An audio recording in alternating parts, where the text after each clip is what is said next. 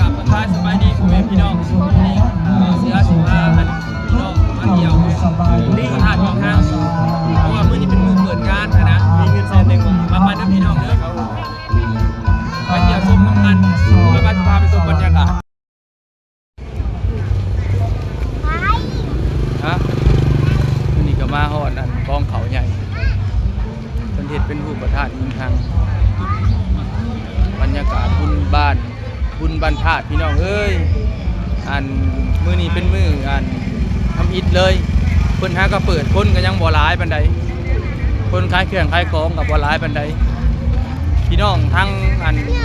อยู่ใกล้หรือว่าอยู่ไกลที่จะมาเที่ยวชมบุญบ้านธาตุมาเด้อพี่น้องเอ้ยเพราะว่ายังเหลือหลายมื้ออยู่เพิ่นหาก็เปิดมื้อนี้งานบุญบ้านธาตุมาพี่น้องเรือพี่น้องทางไทยแลนด์จากมาเที่ยวชมก็มาได้เด้อพี่น้องเลยบุญบ้านธาตุเปิดลายมืออยู่ทางนี้ก็เป็นทางนอกงานกสิประมาณนี้ที่ว่าเขาไปเบิ่งโซนนี้ก็เป็นโซนขายเครื่องสินป่าแพร่แบบลาวๆบ้านเฮาพี่น้องเลย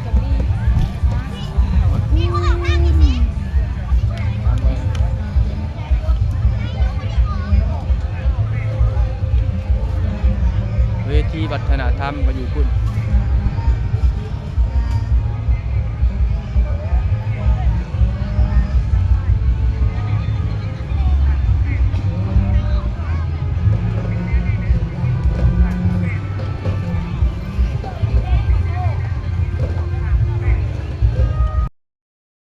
ห้างขายคันหมักเด้ง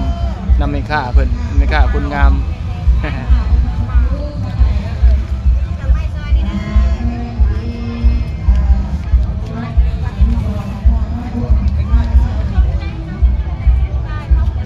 ผู้ใดมา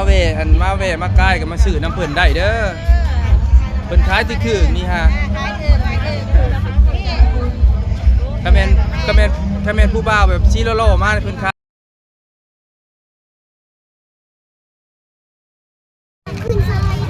บรรยากาศบุญพี่น้องเอ้ยสิมีคนขายดอกไม้มานี่แหละพาครอบครัวมาเที่ยวเลยเหมือน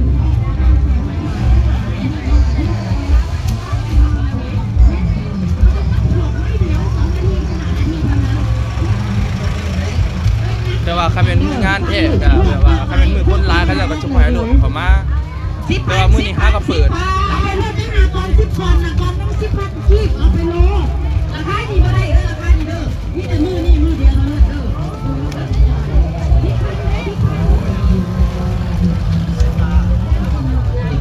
ต้องขายก็จะมีคนขายเครื่องขายของเอาหมอกดอกไม้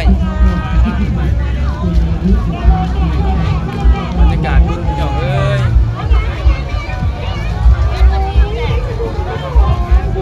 ต้นหอมเอ้ยหอมสบายดีกล้องพอดีไหมสบายดีกล้องพอก่อนเอ้าคือบ่ซื้อดอกไม้ลูกจะไม่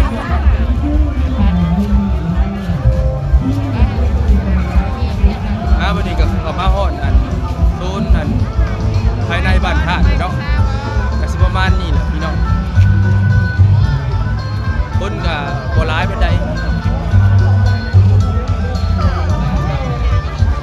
ผู้เข้าผู้ออกผู้ไปผู้มายิ้มตาเนาะแล้วพวกเขาก็ได้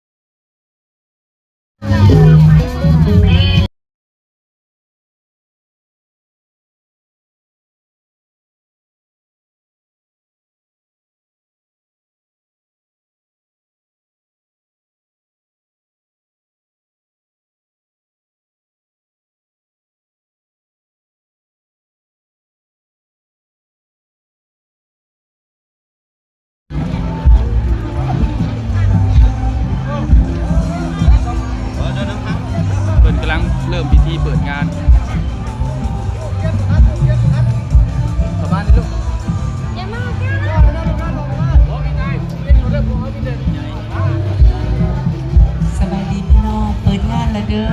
เพิ่นกำลังเปิดงานพี่น้องสาวงาม งานนมัสการประธานอินทร์ ย่อในลูกย่อในย่อใน ปีนี้เด้อ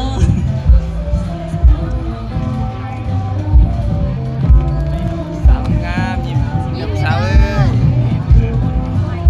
สาวผู้บ่าวยิ้มหน่อยเด้อยิ้มงามหน่อยเด้อ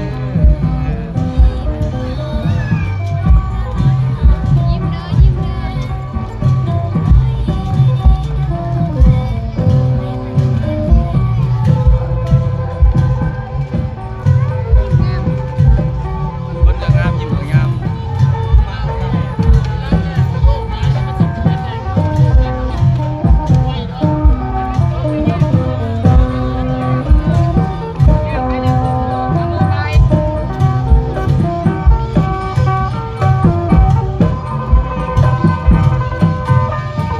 แต่ว่าข้างหลังนี่แหละเป็นตาม่วนเสียงบินไปพร้อมพี่น้อง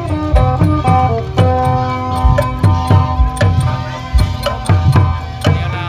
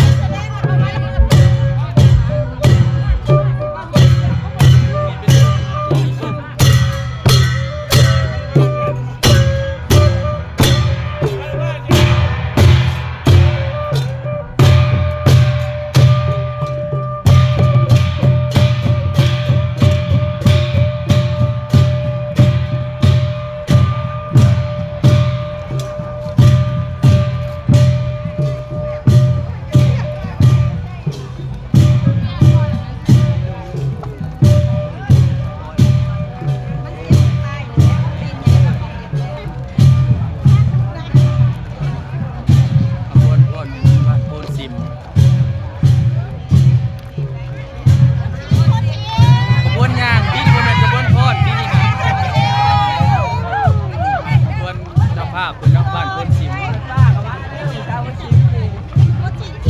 สาวโพนซิมมีแต่คนงามๆเป็นพันจำพรเมืองจำพรเมืองจำพร